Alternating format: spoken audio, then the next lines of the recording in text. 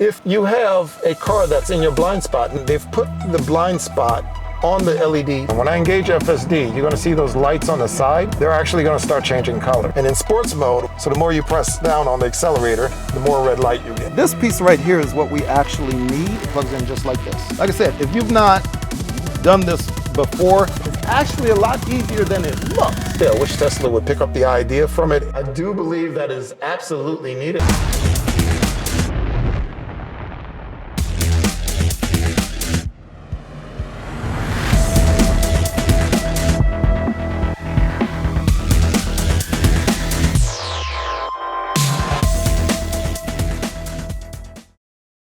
All right, so here we have the kit, and mostly of what it's consisting of is this LED light strip, which we're going to put underneath our Alcantara dash. If you have a launch series, or if you don't have a launch series Juniper, then it's just going to be underneath the plastic dash. It also works like that in the Model 3 as well. You can see it has 3M double-sided tape here. We're going to tape it to the underside of our dash. If you have not removed your dash before, the small piece on top, it takes a little bit of doing. Be sure to use some trim tools with it so that you don't ruin anything.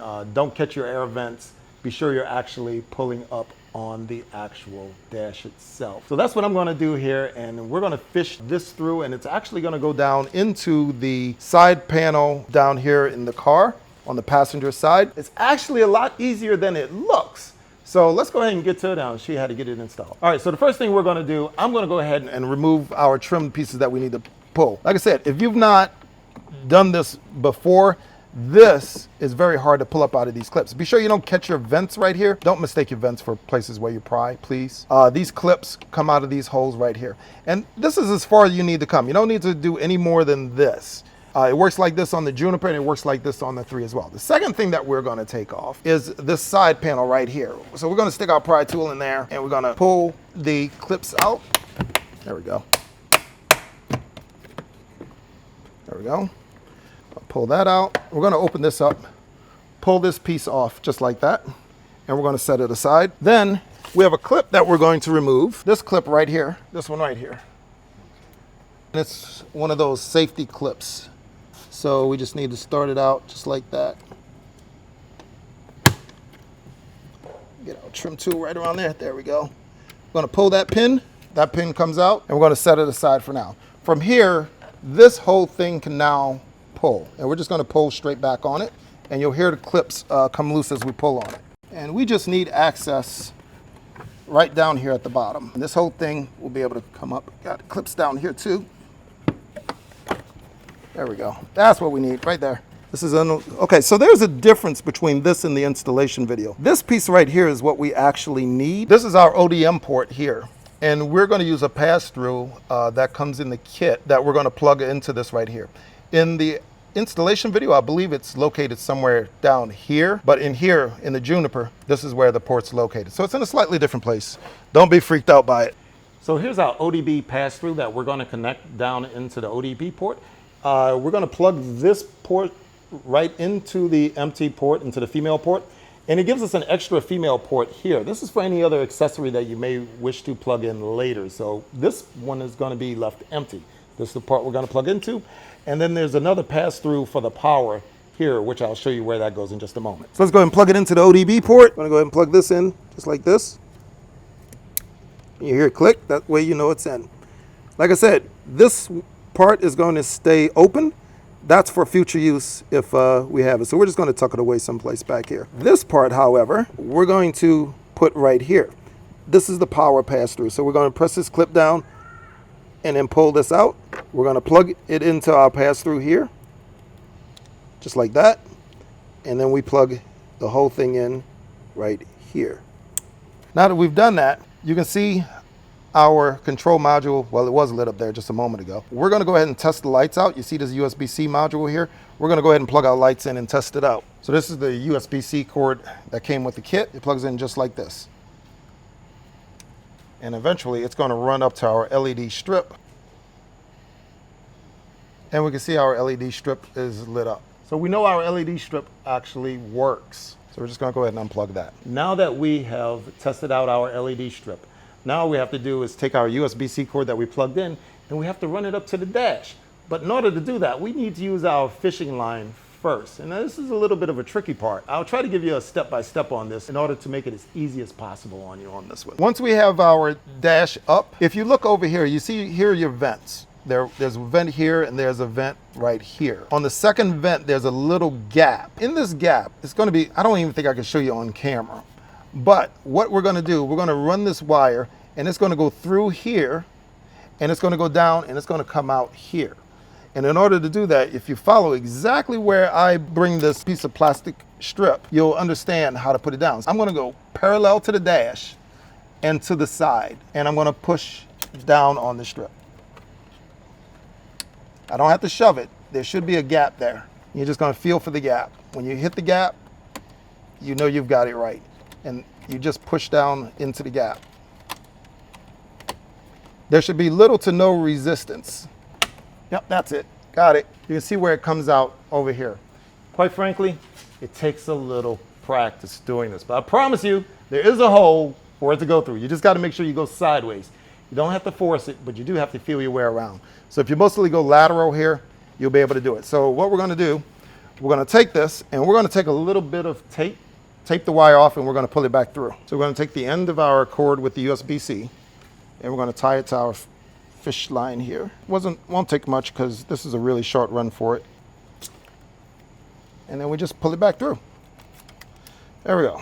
There's our cable. With LEDs, we want to get it lined up center. So in order to do that, for the Model Y Juniper, you really want to put it right here on the lip. Otherwise, you're not going to be able to see the LEDs. The trick is, though, we need to get it even. In order to get it even, we're going to stretch our LED strip out here just like this. And so what I want to do is be able to measure this from each side, each edge. Because as I see, I got about an inch right here from the edge here, and I can go to the other side and see about what it looks like. So I'm going to take this down right here, just temporarily, so I can go to the other side of the vehicle and make sure that the distances are okay. They recommend not taking this whole thing off, but you know what? I'm kind of thinking it might be better if I do. Because right now, my fingers are too big to get in here. There we go. Now we can stretch this thing out. That could look about right. A little bit of about an inch on that side. I got about an inch on this side. I think I may have gotten this right the first go around. So now what we're gonna do, now that that's done, now we've got to measure. I'm gonna go ahead and remove the double-sided tape here. There we go. I'll take that off. I'm gonna get it started, okay? And then I'm gonna lie it down. I have it taped at the other end. Got it where we want it. So here's what we're gonna do. We're gonna put that down right at the edge here. And I wanna stretch this thing out as I go. Pulling the tape and pressing with my other finger down into position. This is why I loosened it up on this side so I can get my finger underneath here. All right, so we've got our strip installed. We did the two-sided tape. So now all that's left done is to hide the wires and put it all back together. One of the things I'm gonna do is take this wire. I'm actually gonna pull it back through. I'm gonna hide mines just like this behind the Alcantara dash. So it's gonna go around and behind. Make sure the latches don't pinch it. And all you're gonna do is push down on it. And that's all there is to it. To hide the rest of this, we're just going to put it down here in the well, and then we're going to put our trim back in place where it was. Keep in mind, we're gonna have to move our trim. We just push this back down in here. I'm sorry, we have to redo our weather stripping here. You gotta get it out of the way for everything to set in place correctly.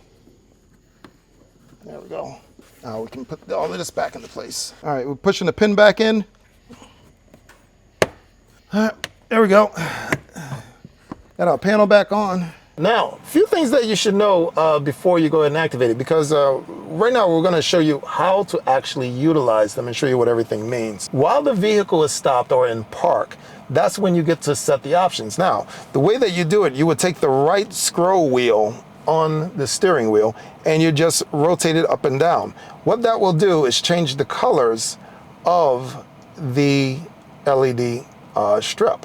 Now, if you keep going, like if I keep going to when it goes black, now that the LED strip is black, they're not turned off per se, but it's in what's known as sports mode. And in sports mode, it'll show a red light which is currently hidden behind the screen. And that red light basically shows how far you have the accelerator pressed down. So the more you press down on the accelerator, the more red light you get. So that's what it does in sports mode. Otherwise it stays blank. That's number one. Number two, when you first install it, it should already be set for Model Y Juniper, but just in case it isn't, now, quite frankly, I have not found the practical use of this because I haven't seen any difference. But if you press and hold the right scroll wheel, you'll get the LED strip flashing, just like this. Hold it for a few seconds and then let it go. And you'll get this symbol occur. And what that means, it just swapped from Model Y Juniper mode to Model 3 Highland. What's the difference? I don't know. I have not really been able to see a real difference in the way that it acts or in the way that it works. And I couldn't tell you which one is better, but supposedly that's what it is. But like I said, to change the different colors, you would just actually scroll the right scroll wheel. There is a little bit of a delay, so you just have to be patient with it. Other than that, what you also need to know is how to dim the lights. Now, I've taken this up with some of the vendors about this because I personally believe the lights are a little too bright. The way that you dim the lights is not through any control, but believe it or not, it's tied to the screen brightness.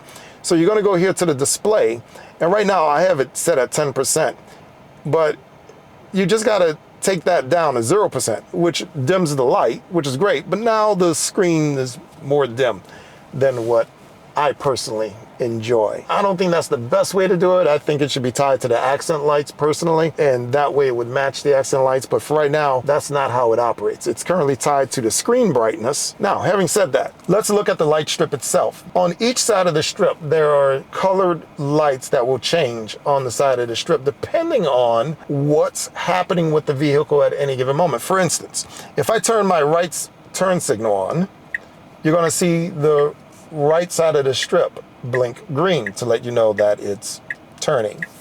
And the same thing goes with the left turn signal. If I hit the left turn signal, the left side comes on. If you have a car that's in your blind spot, normally what would happen is that you have a red light in the speaker. Well, that's kind of hard to see, truth be told. So what they've done, they've put the blind spot on the LED light strip, and it's actually going to turn amber when you have somebody in your blind spot. And if you turn on your signal while somebody's there, it will turn and start blinking red.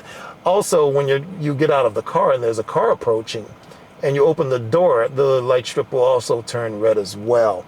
I don't think we're going to be able to demonstrate that, but the other stuff I'll be able to show you here in just a moment. So those are the highlights of the strip. Also, one other thing, if you do happen to exceed the speed limit on the vehicle, say for instance, the speed limit on the vehicle is set to 85 miles per hour, it normally sends you a warning if that's set. In this case, the light strip will start flashing red at you. So that's a feature. It's nice, but I think it's a very useful strip. I think it works really, really well. I do believe that is absolutely needed. I wish Tesla would pick up the idea from it and start incorporating it into the vehicle. But moreover, I also wish that the vendors would actually tie the brightness of the light strip to the accent lights. Not only the brightness, but the color as well, tied to the accent lights. So let's go take a look and show you how it drives. So what I'm going to do, I'm going to go ahead and engage FSD. And when I engage FSD, you're going to see those lights on the side. They're actually going to start changing colors. And that's how you know FSD is engaged. You'll have this nice pulsating light on both sides of the LED strip. That's just letting you know FSD is activated. So what's going to happen, you got a car coming up in my blind spot, and watch what happens to the light on the left side. There it goes.